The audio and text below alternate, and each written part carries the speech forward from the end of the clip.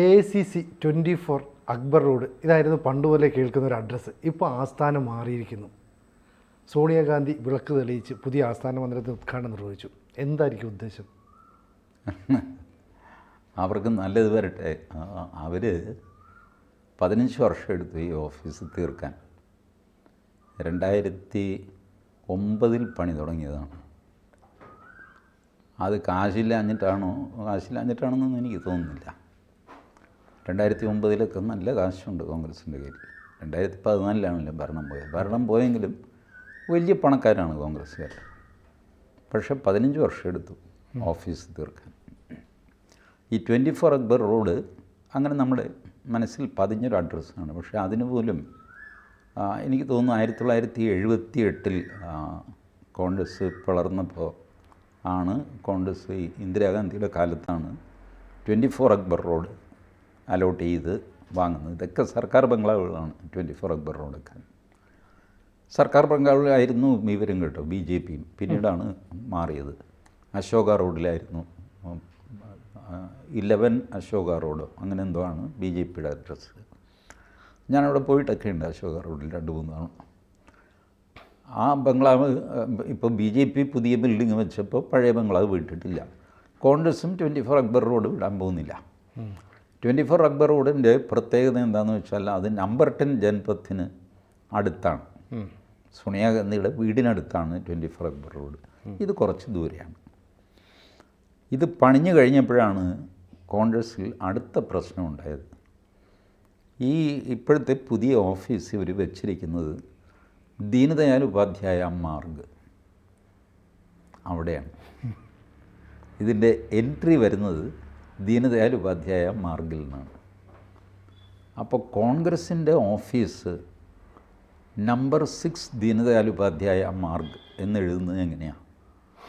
ദീനദയാൽ ഉപാധ്യായ എന്ന് പറഞ്ഞാൽ BJPയുടെ പൂർവ്വ രൂപം, ഭാരതീയ ജനസംഘം.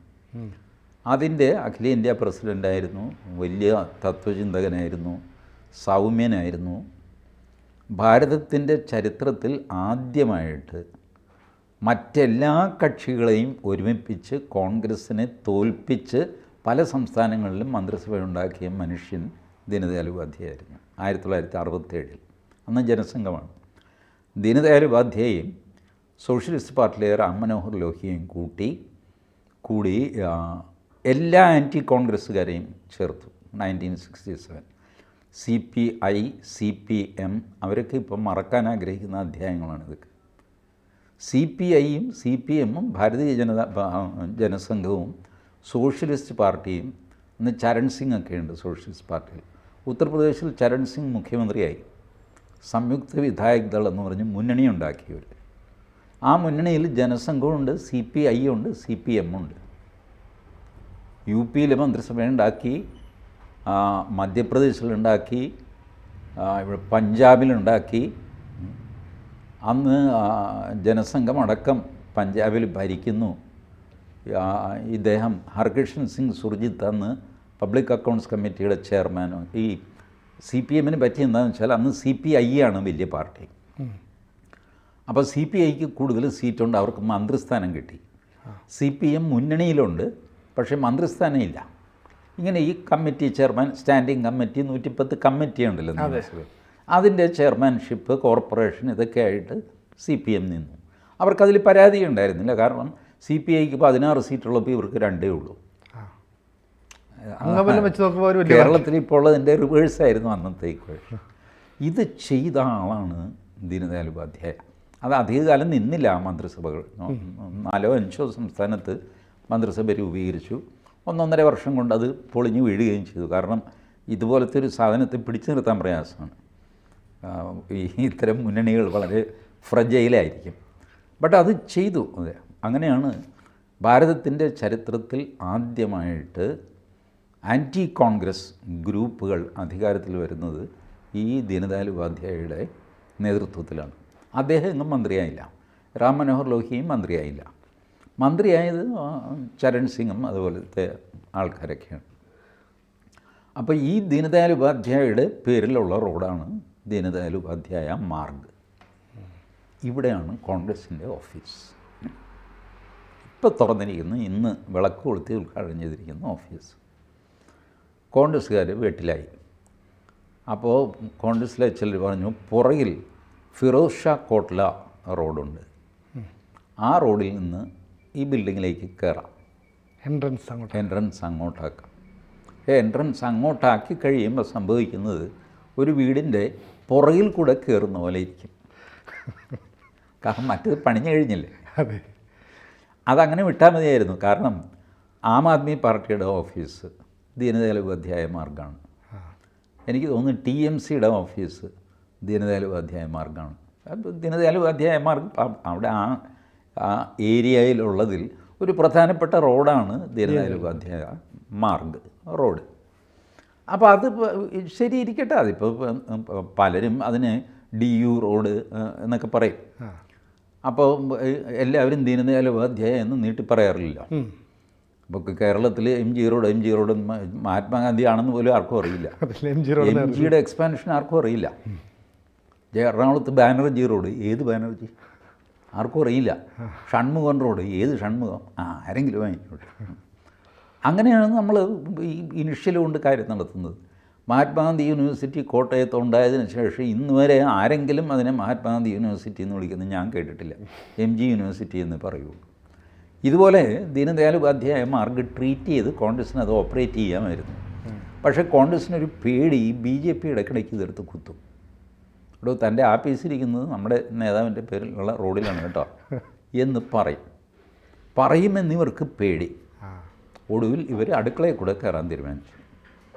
അങ്ങനെ ഫിറോസ് ഷാ കോട്ട്ല 6A ദീനദയാൽ ഉപാധ്യായ എന്നുള്ളത് 8A കോട്ട്ല റോഡെന്നാക്കി മാറ്റിയിട്ട് ഫിറോസ് ഷാ കോട്ട്ല റോഡെന്നാക്കി മാറ്റിയിട്ടാണ് ഇപ്പോൾ ഉദ്ഘാടനം.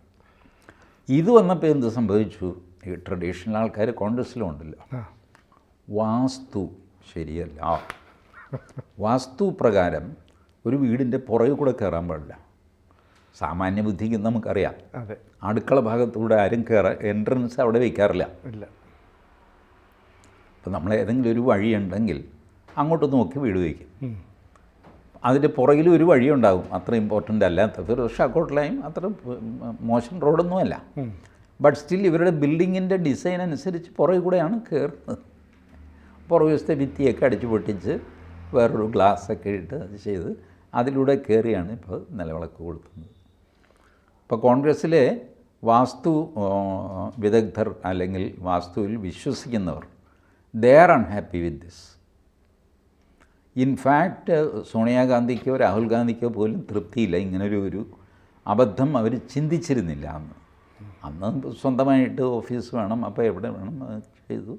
അങ്ങനെ അങ്ങ് തീരുമാനിച്ചു പോയി. ഈ ദീനദയാൽ ഉപാധ്യായ മാർഗ്ഗം എന്നുള്ള അഡ്രസ്സ് വരുന്നൊന്നും അന്ന് ആരും ആലോചിച്ചില്ല. വാസ്തവത്തിൽ അത് ആലോചിക്കേണ്ട കാര്യമില്ല. ഞാൻ പറഞ്ഞില്ലേ, ആം ആദ്മി പാർട്ടിയുടെ അവരുടെയൊക്കെ ഓഫീസ് അവിടെയുണ്ട്. ഓഫീസ് ഒരു റോഡിൽ നമ്മളങ്ങ് വയ്ക്കും. AK ഗോപാലൻ റോഡിൻ്റെ സൈഡിൽ RSSൻ്റെ കാര്യാലയം ഉണ്ടാകും, ഇല്ലേ? മനുഷ്യന് എവിടെയെങ്കിലും സ്ഥലം വേണ്ടേ? അത് AK ഗോപാലന് അല്ലെങ്കിൽ മഹാത്മാഗാന്ധിയോ അല്ലെങ്കിൽ ബാനർജിയോ ഷൺമുഖമോ എവിടെയെങ്കിലും വയ്ക്കും. ആ രീതിയിൽ ഇത് കണ്ടിരുന്നെങ്കിൽ കോൺഗ്രസ്സിന് ഈ കൺഫ്യൂഷൻ ഉണ്ടാകുമായിരുന്നില്ല. ഇന്ന് ഈ കൺഫ്യൂഷൻ വളരെ വലുതാണ് കോൺഗ്രസ്സിൽ. ഈ കോൺഗ്രസ്സിലെ വാസ്തു സബ്സ്ക്രൈബ് ചെയ്യുന്ന ആൾക്കാർ, ദേ ആർ അൺഹാപ്പി. അവരൺഹാപ്പി ആയതുകൊണ്ട് സോണിയാഗാന്ധി അൺഹാപ്പി. കാരണം ഇപ്പോൾ ഇത്രയും പേര് പറയുന്നു, മാഡം ഇത് ഗുണം പിടിക്കില്ല കേട്ടോ, നമുക്ക് വലിയ ദോഷം ചെയ്യുന്നൊക്കെ. കാരണം നാളെ അടുത്ത തെരഞ്ഞെടുപ്പിൽ ഇവർ 10 സീറ്റ് കിട്ടിയുള്ളൂ എന്ന് വെച്ചോ, അന്ന് വാസ്തുവിൻ്റെ ദോഷമാണെന്ന് പറയും. വാസ്തുവിൻ്റെ ദോഷമാണെന്ന് പറയും. അന്നായിരിക്കും പത്രത്തിൽ ലേഖനങ്ങളൊക്കെ വരാൻ പോകുന്നത്. ഈ വാസ്തു പ്രശ്നം ഇന്ന ആൾ ചൂണ്ടിക്കാണിച്ചതാണ്, P. ചിദംബരം പറഞ്ഞതാണ്, മല്ലികാർജുൻ ഖാർഗെ പറഞ്ഞതാണ്, അതാണ് ഇതാണ് എന്നൊക്കെ പറഞ്ഞുള്ള വാർത്തകളൊക്കെ അന്നായിരിക്കും വരാൻ പോവുക. കോൺഗ്രസ് തോൽക്കുമ്പോൾ കോൺഗ്രസ് ജയിച്ചാൽ അതിൻ്റെ തിരിച്ചും വരും കേട്ടോ. പുതിയ ഓഫീസ് തുറന്നുള്ള കോൺഗ്രസിൻ്റെ രാശി ഇതായി. ബട്ട് അങ്ങനെ ചെയ്യാനുള്ള സാധ്യത കാണുന്നില്ല. ഇപ്പം തൊട്ടടുത്ത് വരുന്നത് ഡൽഹി തെരഞ്ഞെടുപ്പാണ്. ന്യൂഡൽഹി ഈ ഓഫീസൊക്കെ ഇരിക്കുന്ന സ്ഥലം. അവിടെ കോൺഗ്രസ് എന്താ ചെയ്യുന്നത്? കോൺഗ്രസ് ഫൈറ്റ് ചെയ്യാനേ ഇല്ല. കോൺഗ്രസിൻ്റെ സ്ട്രാറ്റജി, ഡൽഹി കോൺഗ്രസ്സുകാർ പറയുന്നത് ലെറ്റസ് ഫൈറ്റ്. അപ്പോൾ ഈ ഫൈറ്റ് ചെയ്ത് കഴിഞ്ഞാൽ CPM കോൺഗ്രസ്സിന് കൊടുത്തിരിക്കുന്ന ഉപദേശം, നിങ്ങൾ സ്ട്രോങ് ആയിട്ട് ഫൈറ്റ് ചെയ്ത് കഴിഞ്ഞാൽ ഇതിനിടയ്ക്ക് BJP ജയിച്ചു പോകും. നിങ്ങൾ കട്ട് ചെയ്യാൻ പോകുന്നത് ആം ആദ്മി പാർട്ടിയുടെ വോട്ടാണ്. അപ്പോൾ ബി ജെ പി ജയിച്ചു പോകും. അതുകൊണ്ട് ബി ജെ പിയെ തോൽപ്പിക്കണമെങ്കിൽ നിങ്ങളും മിണ്ടാതിരിക്കണം. കോൺഗ്രസ് മിണ്ടാതിരിക്കാൻ തീരുമാനിച്ചു. ഡൽഹി കോൺഗ്രസ്സുകാർ പറയുന്നത് നമ്മൾ മിണ്ടാതിരിക്കുന്നത് കൂടുതൽ അപകടമാണ്. നമ്മളിപ്പോൾ സ്ട്രോങ് ആയിട്ട് ഫൈറ്റ് ചെയ്താൽ ശരി, ഒരു തവണ ഡൽഹിയിൽ ബി ജെ പി വരട്ടെ, അടുത്ത തവണ നമ്മളും ബി ജെ പിയും തമ്മിലായിരിക്കും നേരിട്ട് ഫൈറ്റ്. ഈ ആം ആദ്മി പാർട്ടി എന്ന സാധനത്തെ ഡൽഹിയിൽ തോൽപ്പിച്ച് അതിൻ്റെ പ്രാണം പോകും. അതിൻ്റെ പ്രാണൻ ഇരിക്കുന്നത് ഡൽഹിയിലാണ്. പഞ്ചാബിൽ ഭരണമൊക്കെ ഉണ്ട്, പക്ഷേ പ്രാണൻ ഇരിക്കുന്നത് ഡൽഹിയിലാണ്.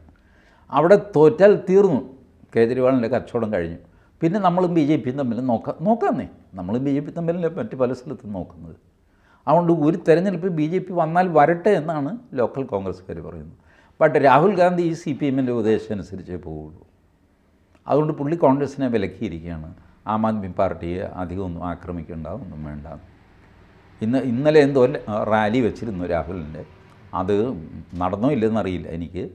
അതേസമയം മമതാ ബാനർജി, അഖിലേഷ് യാദവ്, ഉദ്ധവ് താക്കറെ ഇവരെല്ലാം ആം ആദ്മി പാർട്ടിക്ക് പിന്തുണ പ്രഖ്യാപിക്കുകയും ചെയ്തു. കോൺഗ്രസ് ഒറ്റപ്പെട്ടു പോയി. ഇതാണ് ഉദ്ഘാടന ദിവസം കോൺഗ്രസിൻ്റെ സ്ഥിതി. ബാക്കി ഇനി തിരഞ്ഞെടുപ്പ് കഴിഞ്ഞ് നമുക്ക് നോക്കാം. കൂടുതൽ വാർത്തകളും വിശേഷങ്ങളും നിങ്ങളിലേക്ക് എത്താൻ ABC മലയാളം സബ്സ്ക്രൈബ് ചെയ്യുക, ബെൽ ബട്ടണും അമർത്തുക.